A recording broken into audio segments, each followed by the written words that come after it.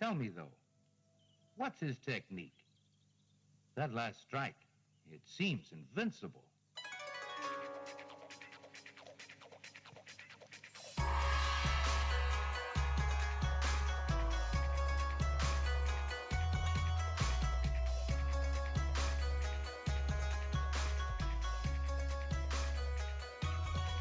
Hello and welcome to Sons of the Dragon, the Immortal podcast. My name is Scrooge. This is Carl Kringle. I'm Dickens. Oh. You're Scrooge.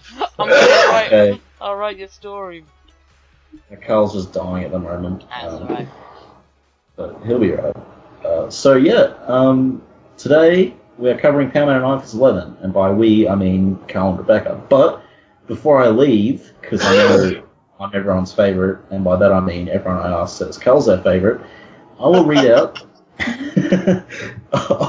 this email that we got from Sav Buck.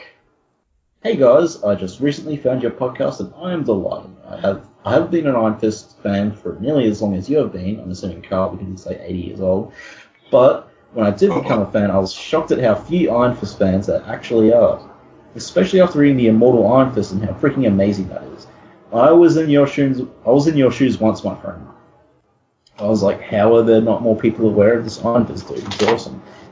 Anyway, as I was saying, I'm so glad to have found your podcast because I never have anyone to talk about Iron Fist. Please keep up the awesome podcasting. Savannah. P.S. Are you guys going to cover the 70s Power Man and Iron Fist series after you finish covering the original Iron Fist run? Short answer is yes. Long answer is we're covering so much all the time. So, yeah. We'll be covering all sorts of stuff, I think. But there's everything Iron Fist related. We're going to get to it some point. And as I said, people do requests, so I've still got to fulfill that Orson Randall request. That'll be my next bonus episode. Yep. If no one else can join me, I'll do about Orson Randall and his stories. So, yeah, thank you for sending the email, Savannah. Carl, you have anything to... Appreciate the email. Yeah, I guess. And I agree with you 100% on, especially when the Immortal came out, where I'm just like, I worked at a comic book store at the time, and I'm just like, how are you not reading this? Yeah, and most of the people were just like, martial arts, don't care. You know, he's not from another planet, he didn't get a ring, doesn't interest me. No boobs, don't care. Immortal Iron Fist only lost to All-Star Superman for an Eisner. I mean, that's pretty impressive right there. Nearly won, you know. Yeah. Like, I guess the Immortal Iron Fist did get a lot of fans in, though. Me included, actually, so... Now, were you reading Iron Fist, Connor, before Immortal, or no? No, I started reading Iron Fist with, I'd read Iron Fist in the past, as in, he's always popped up. Mm-hmm. But I read Immortal Iron Fist, and then I went back and read the 70s series, and actually enjoyed the original series more than Immortal Iron Fist. And just read everything else after that, really. So I'm one of the new modern disgusting Iron Fist fans that came in too late. I wasn't there in the 70s, okay? It's terrible. How dare you? Yeah, I know, it's terrible. Yeah, I wasn't there till the 80s. Yeah, I think maybe... Yeah, I probably read my first Iron Fist comic in the 70s. But I don't think I would have been old enough or really seeking them out enough to say 80s for me as well, probably. My actual first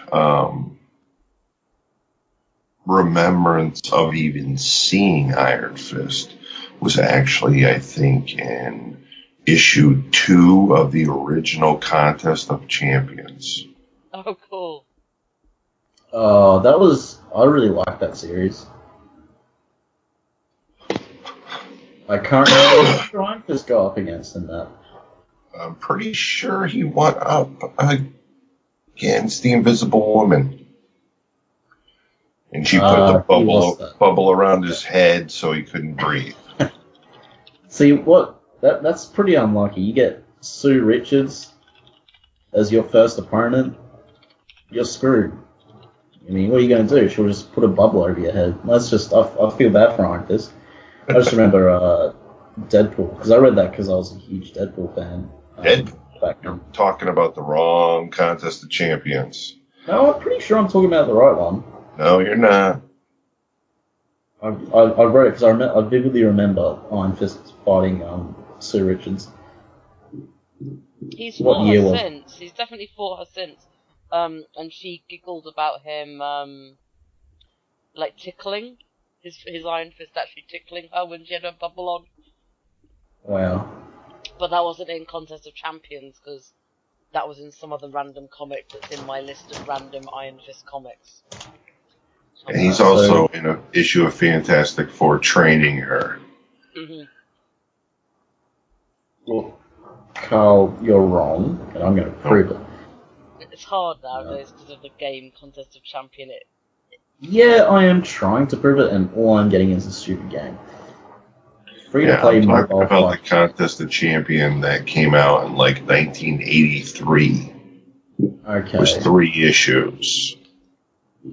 I think I read one that was 6 issues, but I'm pretty sure Iron Fist went up against Sue Storm and that as well.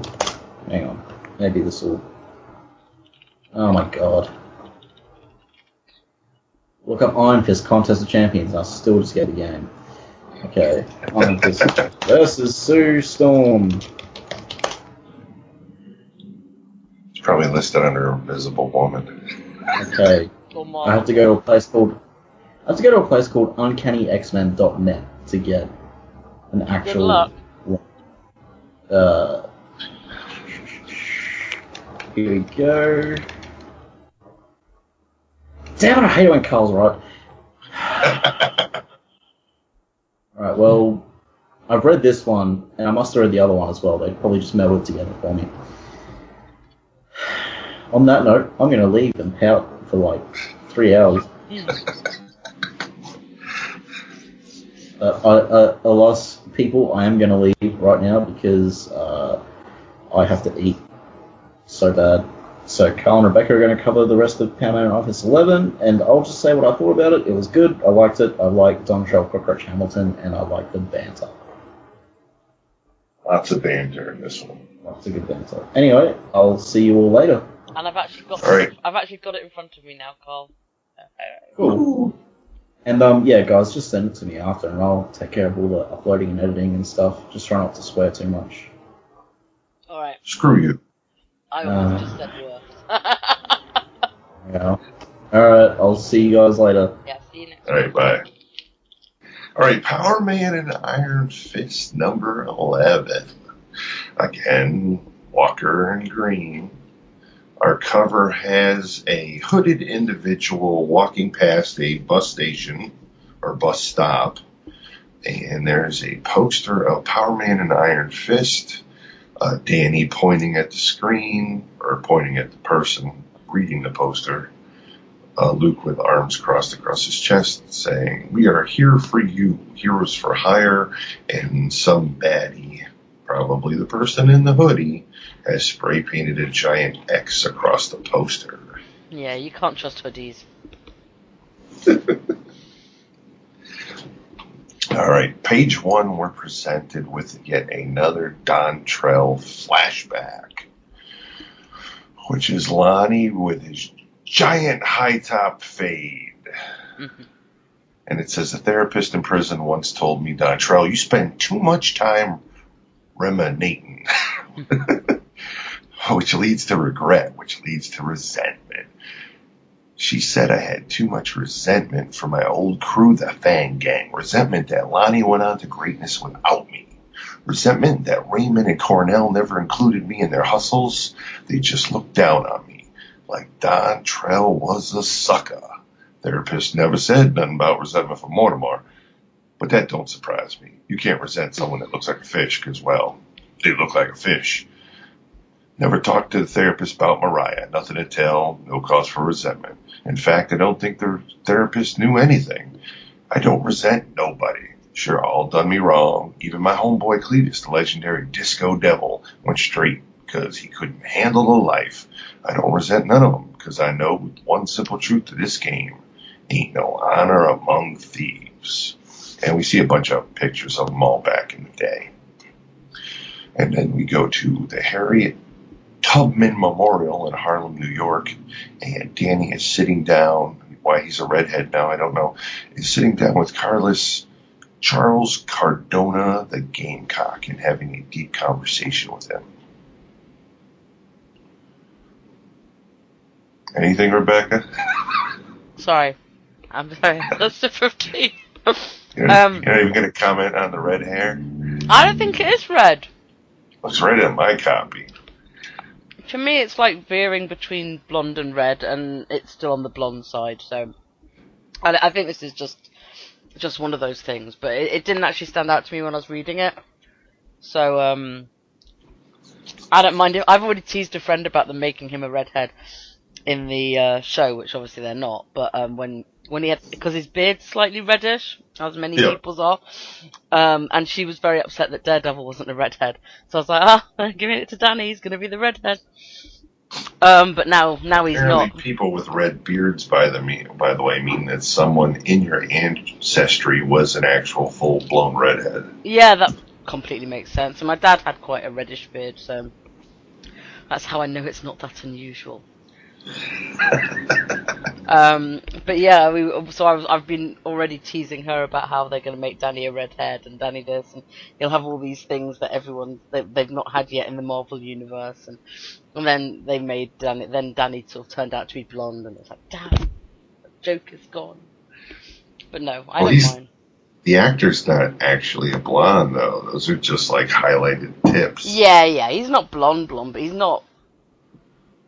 It's not. He's kind of got mousy brown. It's the same thing they pulled with Captain America. We'll just give him a little bit of blonde highlights. Well, sometimes making someone's hair blonde does look a bit lame. Mm-hmm. It can look really fake, and I'd rather it. I mean, because apparently they tried dyeing Charlie Cox's hair red, or like giving him a ginger hair, and it apparently looked terrible. So, oh my god, go away. Yes, so Danny's talking to this guy, and you're right, they're talking geeky. But Danny's lovely, and he's like, you're not alone, me and Luke, we're working to help everyone caught up in this, whatever it is. Now, what we do find out here is that Carlos kind of screwed himself here. Mm-hmm.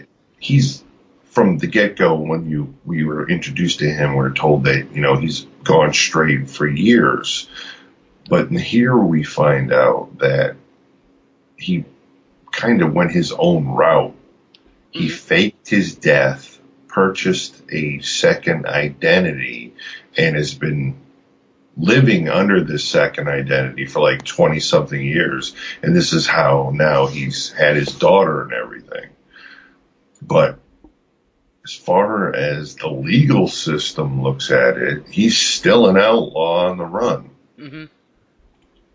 So he never got to finish his time and stuff like that. Yeah, he kind of did this to himself. I mean, it's great that he's been on the straight forever, but it's not looking good. And here in the final panel, as Danny walks away, he's making a phone call saying, I used to go by Gamecock and I heard you're looking for help. Which earlier when Connor and I were trying to record and failed miserably again because of our bad recorders, we both agreed that if someone ever called us and said, I used to go by Gamecock would be a click and a phone call. I wouldn't. I'd laugh. I used to go by the name the Quivering Sphincter. Well, I'm guessing he's on the phone to someone who that means something to, not a random stranger. Hi, my name's Gamecock.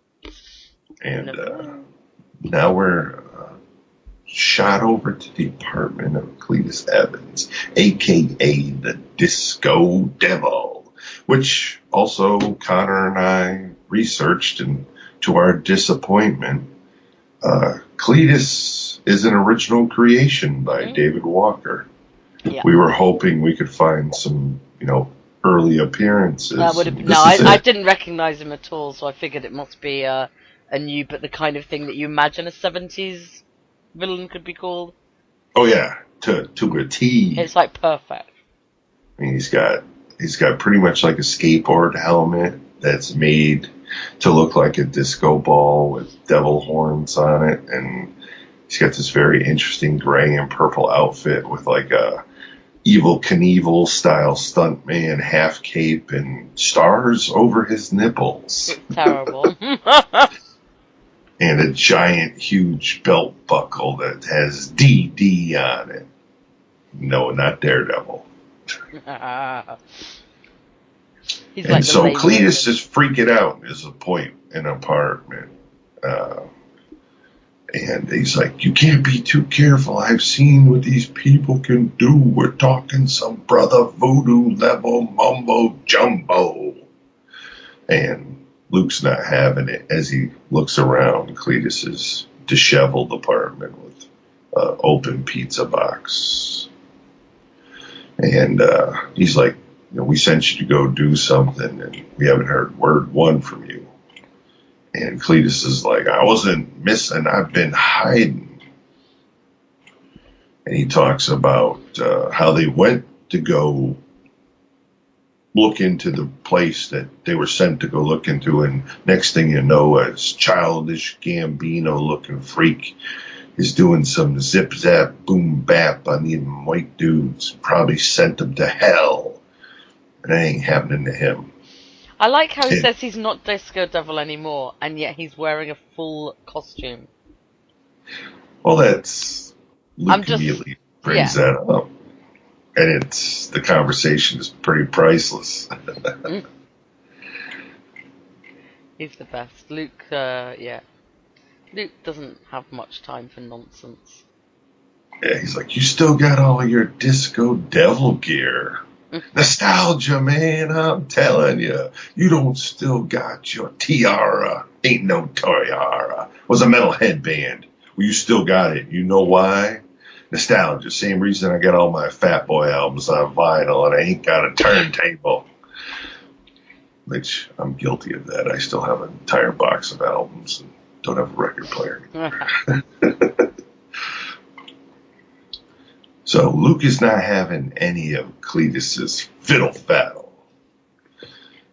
And they decide to hit the road to go look for some clues. I like this. Then 15 seconds later.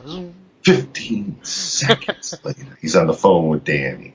And Danny's reassuring Luke that, he thinks Carlos is going to be okay. Wrong, Danny, wrong. And... because he's a good guy. And Luke tells them where they're going and what they're going to do. And Luke, a wonderful, your favorite angle, Rebecca. It's awful. Disco Devil. I was actually going to comment that, this proves that he shouldn't do it for men either. I love Sanford Green, but no, stop doing, and this is only partially that angle, and it's still bad. Hey, at least Disco Devil is apparently wearing a dance belt. Yeah. Or this could be a really bad angle. Uh-huh. You can see the, Yeah, I know. The plums and the berries. It's okay. The wedding tackle. It's bad enough he has breasts. They're moobs. They're definite moobs. And so Danny's like, I'm going to go back to the headquarters and see if Gadget got any more information on the software, and that he hates to leave Carlos, but he's a good man. He'll figure it out. And unfortunately, Carlos is still on the phone saying, I appreciate the opportunity. I'll be right over, which is not looking good.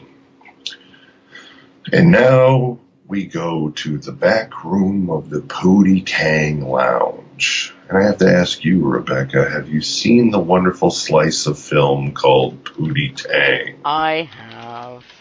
Yeah. All right, Connor has not. Yeah, Connor. It was referenced by some British comedians a lot. Really? Yeah, probably like a few years after it was done. So I think quite a lot of Brits will have seen it. Like, it's one of those weird things that, like, you know, it sort of came into British culture a little bit more than you'd expect. Wow. Yeah, that is odd. Yeah. And So. the movie is horrible. Oh yeah. But it's like cult classic horrible. Mhm. And here we have. I gotta be completely honest with you here. I don't know why she's even in this book. I'm not entirely sure, except that I mean, because all the crime stuff that I've seen her doing recently has been sort of slightly higher level than this. This is like grade school robbery crap where, in a nutshell, they want to take over Lonnie's territory. So what they're planning on doing is hitting one of his cash cars. And, of course, Lonnie runs, like check cashing businesses where you technically don't have a bank account because of a slew of different reasons. So you go to these check cashing places that will cash your paycheck and take a percentage. They're quite good for money laundering as well. Yes. So. And they're planning on hitting one of his cash armored cars on a Friday because Friday's payday. And this is how they think they're going to hurt him. And Cottonmouth, well, one, we find out here that Raymond, a.k.a. Piranha, is a complete moron. Yeah. And Cottonmouth can pretty much see this is the stupidest plan on the planet and is not going to have any part of it. To the point where he even mouths off to Black Cat and she loses her cool completely. He also references saving Raymond from Punisher and Moon Knight, which is quite funny. Which is awesome. So I guess David Walker we're going to completely ignore Cottonmouth's involvement in the Serpent Society and the augmentation surgeries he had and the adamantium teeth and all that crap. I think so. I think we're going back to the Lonnie before that. Or just street level thug with Cornell pointy before teeth. that. Yeah. I mean, it looks like it. He doesn't seem to have any of the other stuff. Mm-hmm. So, yeah. And yeah, she doesn't like being called a broad very much, Black Cat. Never mind big booty broad, but she doesn't like. She got angry at broad last week. The last issue.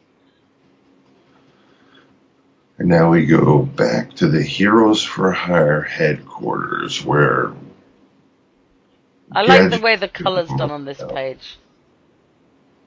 I like the orange, green, purple colour in horizontal lines across the page. It's nice. But yes, so it back is an to interesting page the way it's set up. Yeah. And the funniest part is, let's be honest, Gadget doesn't give him any really new information here. No. So this is almost just filler. Yeah. If you've read the older issues, this whole string of panels is pointless. So what Carl's talking about is like the top line is Danny. If you think of 3 horizontal lines across 2 pages, the middle line is what's happening with our Carlos and the Hooded Man, and then it's Luke at the bottom. So the Danny one, even Gadget even says, I keep telling Mr. Cage this, and then goes through all this sort of gadgetry. Danny says, I've no idea what you're talking about. And, if we were going comic continuity, Danny's actually pretty good with computers. So, but, he's got other things on his mind. So you're right, that's kind of filler. Now, the second one with Carlos Gamecock is very important because our hooded character.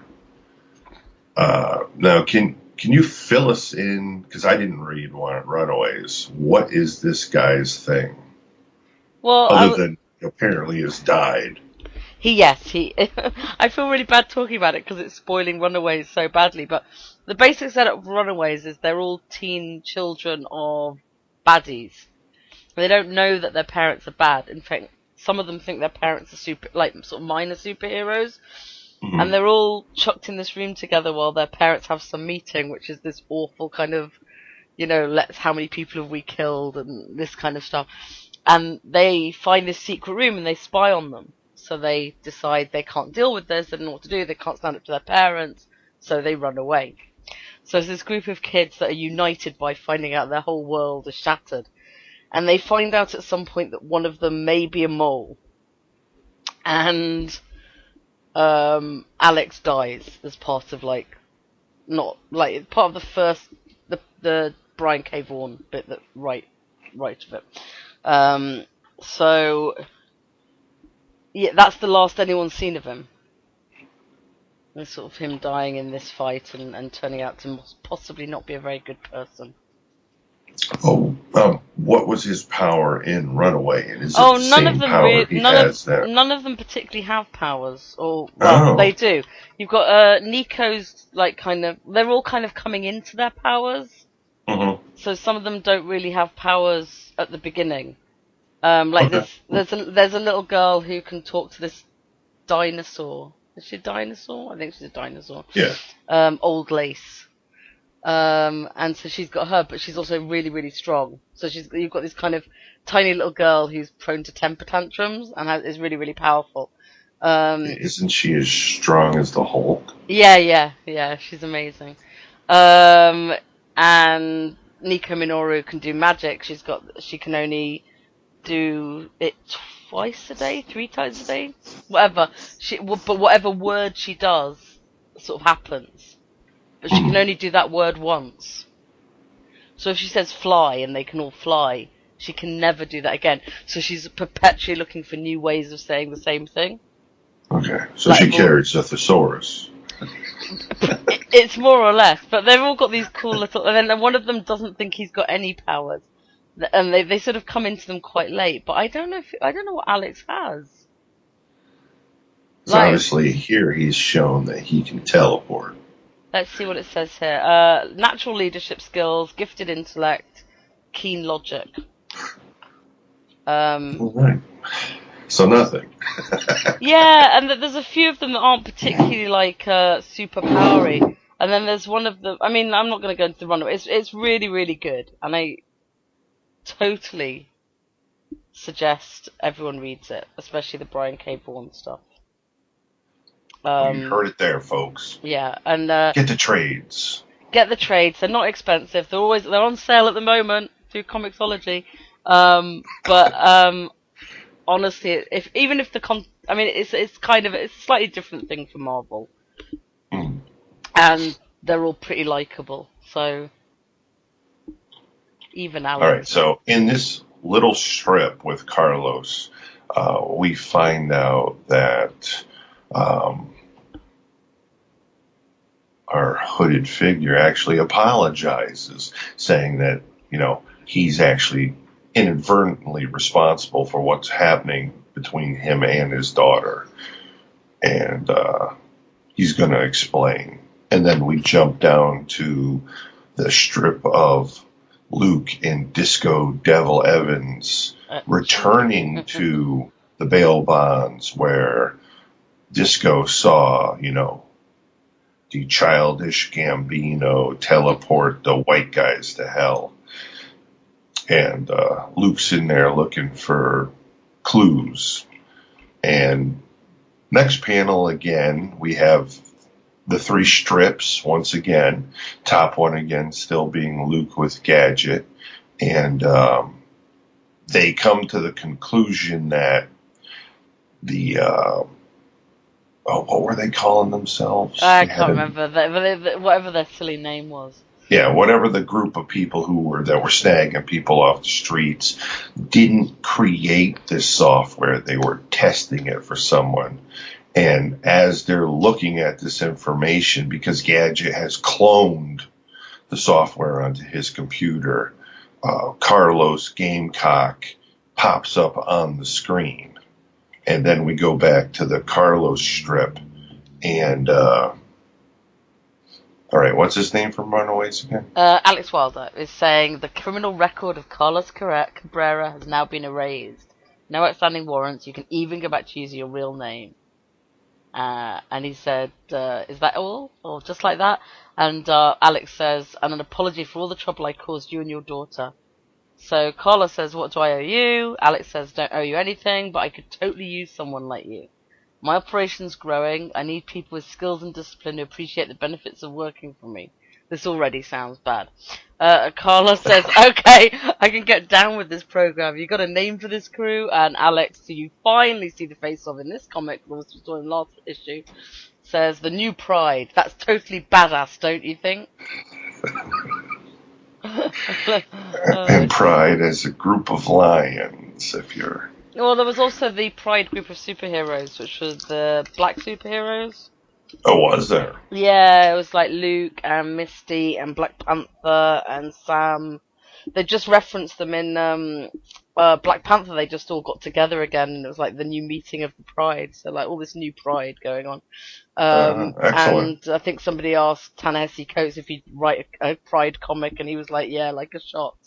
So it does exist, but the new Pride is kind of cute for Alex, bless him. He's obviously thought long and hard about it. And the purple strip, which has got Luke and Disco Devil, is they are being watched. The ex-cop who was part of the crew that was snagging criminals was watching them, and he's like, it's about damn time someone finally showed up. And as they're looking for clues, we see the cop putting on the blast hand gloves and busting in on them. And then we have our only fight in the entire comic, where he's firing off shots at Luke and Disco Devil with his blast hands. And Luke, of course, just bull charges him, takes a blast full in the chest. Disco Devil is like, oh, snap. He suits up. Suits up, throwing the helmet on. He's got protective goggles. And as Blast Hand Cops is going for Luke once again, Disco Devil apparently can fire a charge from his helmet, fries the guy's brain. Fries him so hard he makes him look like a completely different person. And knocks him out. And Luke says very dryly, in case you're wondering, this is what we call a clue.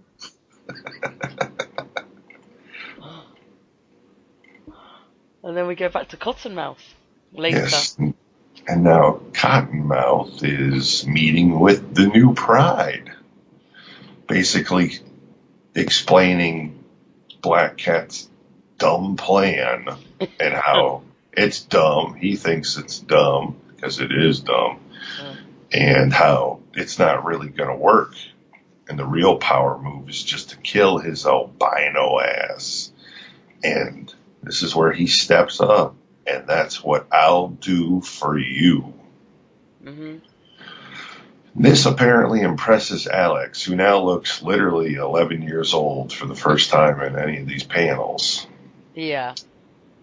Wow, you're willing to kill Tombstone. That's totally awesome. But here's the thing. Killing your enemies is old school. Dropping bodies is just an invitation for trouble. Dead bodies and unpaid taxes are the two best ways to end up in prison. I have to wonder if that's a little poke in Hollywood of famous black actors who usually wind up doing time because of unpaid taxes. And trust me when I say I know from experience, because he's died, there are fates totally worse than death. Explain yourself, young blood. Cornell is listening. Don't ever try that good cop, bad cop crapola with me. This is now one of my favorite parts of the book. We're back to the loan shark place. The ex-cop is tied to a chair, and Power Man and Iron Fist in full costume, are working him over trying to get information's from their clue. It's important. Because I don't intimidate. I used to be a cop. I know how this stuff works. Besides, I got rights. And Danny's like, I don't even know where to start with you, Hank. But I'll start with this. There's no good cop, bad cop here. So get that concept out of your mind. And as far as you having rights, Luke, you tell him. This basement is part of the sovereign nation of foot to ass, where you have no rights. You guys ain't gonna get anything. Or you guys ain't gonna do anything to me. You're Avengers. And Danny goes, you're right, Hank. We won't do anything to you, but I can't speak for my friends. And in walk 6 of the people. See, does it say 6? It doesn't say 6, but there are. 1, 2. Yeah, there are 6. You can't. No, 7. Yeah. Well, it looks like there's 7 in the next panel. Because yeah. Somebody's over his right shoulder in the right-hand side there. I'm pretty sure you know everyone. So we'll just skip the introductions. Now tell me everything about you and your friends, or me and Luke will leave you alone with these guys. And everyone standing there was one of the people they snagged off the road and threw into prison using the software on the tablet. And he says, I'm doing the right thing. I can't remember the kid's name. The one who was completely innocent, who was just walking down the street. No, I can't remember his name either, but he was... And he's like, why did you ruin my life? And he's still in the chair, tied up, going, I thought we were doing the right thing. If I had known that we were really doing, we wouldn't have been... And who we were really working for, oh God, I'm so sorry. And now Luke and Danny are saying, sorry isn't enough, tell us everything. And we can start cleaning up the mess you made. And now we're back at Tombstone's place, where currently being renovated. Hello, words, let's work. Sorry, it's 6 in the morning, mouth. And he's having a chat with Mr. Fish. Mr. Fish, who is now even more fish-like. I want to see some history on that. What happened? What surgeries took place to completely fish him? And he's like, what? This better be some kind of joke. Who has the guts to rip me off? And there we see Piranha smiling ear to ear with a gun, with a purse, because when you're robbing places, you want to have your best purse. And Fish is yelling into Lonnie's face, and Tombstone looks nothing like Tombstone in this page at all. Next page a little, but not this page. He's like, you've been slipping. Mariah made you look like a fool. People questioning if you got what it takes to run the race. He's like, check yourself more. I dealt with that fat cow, Mariah.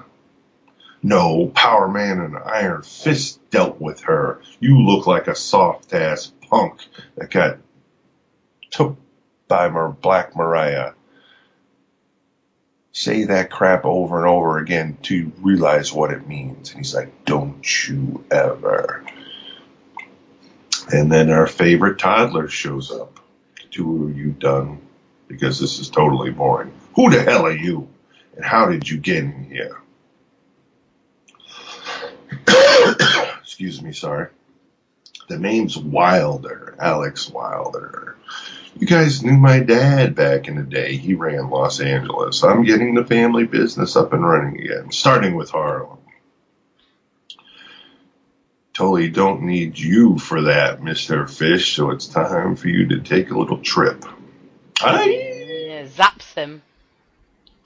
And somehow, I don't know if he teleports him, destroys him. We'll have to wait and see, because we still don't understand what powers are going on with Mr. Wilder.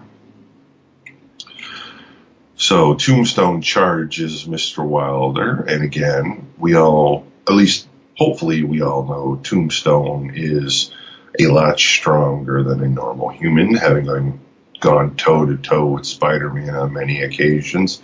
And he also has rock-hard skin. Again, I don't know how he acquired these powers, but he's going... Well, not even going. He's not going toe-to-toe to Wilder. Wilder's kicking his butt. Yeah. It looks like he's moving pretty fast, though. Yep. Because I have skills. There apparently to be some type of power or electricity coming off of Wilder as he comes in contact with Tombstone with his punches. He's like impressed because I haven't even seen anything yet. Don't worry about whoever ripped your armored car, Lonnie. I'll take care of them. Besides, it's all mine now. Everything you have. This is a hostile takeover. These are the 4 options. First, you give it all up peacefully. Secondly, I kill you. Which I don't like doing. Third, I make sure you spend the rest of your life in prison. Seriously, I can do that with a push of a button. Or I can do to you what I just did to Fishface. I sent him to hell. Like, the real hell. I can totally do that. Understand? And now he's at Lonnie's desk with his feet up on his desk, relaxing in the chair. Damn, it feels good to be a gangsta.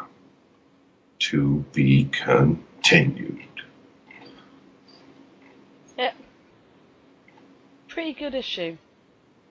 Definitely answers a lot of questions, sets this up even further. I don't know what his plans are going to be for Piranha and Black Cat. Obviously, there's going to be more to them. Where did Mr. Fish go? Yeah, how are they going to is he going to come back? Will more people be down there? Yeah, where is this hell that he is sending people? Yeah. Will any of these questions be answered? I think they will in the arc. I think it's just, I think he's pacing them out for us. Mr. Walker. And why did last issue say number 1 of Harlem is burning, but this issue say nothing of number 2 of Harlem is burning? That aggravates me. I think it's Marvel's new thing of trying to highlight when they've got jump-on issues. Mm-hmm. So especially with things like the issues that seem to be doing well and not being cancelled, is that they're still saying they'll shove a big number 1 on it and hope that means people pick it up. Because maybe it does. Yeah. Again, even though we're enjoying the book, the sales numbers are not really staggering. Unfortunately. I don't think the book is going to go anywhere because of the introduction of Iron Fist in March on Netflix. But the sales numbers are spectacular. No, luckily it's quite highly rated, but yeah, I mean, we'll see. It's weird to think of there being 3 Iron Fist comics out next year at the same time. I mean, it's great. Obviously, it's great, but it will be interesting. Yeah. Well, I honestly don't expect Carr Andrews' book to be an ongoing series. I think it's going to be another maxi series. No, I absolutely agree. I can't imagine him signing up for more than a mini or maxi series. Because he's never done a series. Everything he's done has been a mini. I think a lot of that's because he draws it himself. It's just a hell of a lot of work. But he's not drawing this one himself, so we'll see. Yep. But anyway, I think Marvel haven't got that many that go past 12 issues now, honestly. I mean, this is one. They've definitely got quite a few, but not like it used to be. There's a hell of a lot of ones that are just 6 issues or 12 issues. Yeah. Black Widow's finishing in March. I think all the Captain Americas, you didn't hear this from me, but all the Captain Americas the issue 15 sound not final, but it sounds like we're going to have the big Steve Rogers event next year. So there'll be some movement there. I don't know. I mean, like, I know for sort of solicits coming up, we've got to deal with what's going on in Jessica Jones, in Power Man and Iron Fist. Mm-hmm. So I don't know. We'll see. Dun, dun, dun, dun. Yeah, but I don't know what the sales figures are for this. I know it's one of the ones people consistently mention as one of their favourites of Marvel's current output. Mm-hmm. But nothing's selling that well these days unless it has a million variants. Right, which is what they're trying. There's almost 3 covers for every issue. Yeah. Still, the sales aren't. No, but they're only really anything doing that for huge. comics they've even got some hope for. I mean, things like Thunderbolts is not getting variants, and Mm-hmm. so we'll see. But I mean, I good certainly think issue. we'll get. Yeah, I liked it. I didn't like it as much as the last one, but the last Really? one had. I like this one Yeah, better. I think it's possibly I've got the Alex Wilder history, so I like seeing the Alex Wilder reveal last time. I like going back and having the whole history of the Fang Gang, and then moving up to that. Like, this seemed more of an intermediary one. Like, you definitely know it's going somewhere, but you kind of want to get to where it's going. So, Mm-hmm. but I certainly liked it. I like the art, apart from that page that you picked out. Thought Danny looked particularly Your nice. favorite angle? Particularly nice in at least one panel for Danny, even if he had brown eyes and ginger hair. I don't care. I'm just like, I'm so done like worrying about details. It's not true. I worry a lot about them, but I'm also very happy because for the first time ever, I think my husband last night I said Iron Fist and he said Danny Rand. So he's finally learning. I know. It's a big thing. The name I was denied naming my son. All because of her stepbrother. Damn it. It happens. Yes, when I was told I could name my son, and I said Daniel Rand Stout, and it was poo-pooed on because her stepbrother, who is constantly in trouble's name is Daniel. See, what can you do? You can forever hold it against him. Not him, her. Well, both of It's not them. his fault. It's what It's he's her called fault, it. you're It's not saying. her. Well, Both their faults. yes. Let's spread the blame. He But lives in no, Florida. it was so kind of weird though that I was thinking today, like, we haven't seen Jessica in this comic for a while with no explanation. Like, she was in the beginning ones, pretty much every issue, even if only on the phone. I thought And wasn't. the last No, she one was wasn't in the Civil last War one. The last one had Misty Knight and Colleen were in Yeah, the I'm group not shot sure she's been in it since Danny went to jail. with Daredevil looking at his phone. I'm sorry, I fixated on that. Like, why is he looking at his phone? I don't That's understand. awesome. Like, That's you awesome. could have picked any character and you picked Daredevil. It's just beautiful. All right, so next issue we're going to cover is going to be the Sweet Christmas Annual. Hooray! So thank you for joining us, and talk to you soon. Yep, and have a sweet Christmas. Adios.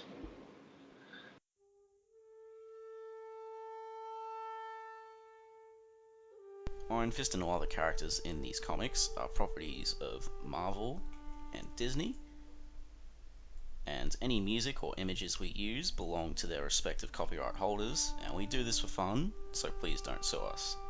You can contact us at sonsofthedragonpodcast@gmail.com. Just send us mail, comments, thoughts, send us anything you want really, even if it's not about Iron Fist. And if you don't want it read out on the air, just mention that. You can also reach us at Facebook, the Immortal Iron Fist Podcast, Sons of the Dragon, our Twitter, at Iron Fist Podcast, our SoundCloud, soundcloud.com/Sons of the Dragon with hyphens where the spaces are, our YouTube, Connor Carl, just search Iron Fist Podcast on YouTube and you'll find us real quick. And then there's our WordPress, Sons of the Dragon, the Immortal Iron Fist Podcast.wordpress.com. We are also on iTunes, feel free to rate us there. If you rate us less than 5 stars, well, just tell us what we're doing wrong and we'll try and improve that. And last but not least, we are on Podcast Garden in the literature section. And thanks to Thomas Tissot for the theme song at the start. And thanks.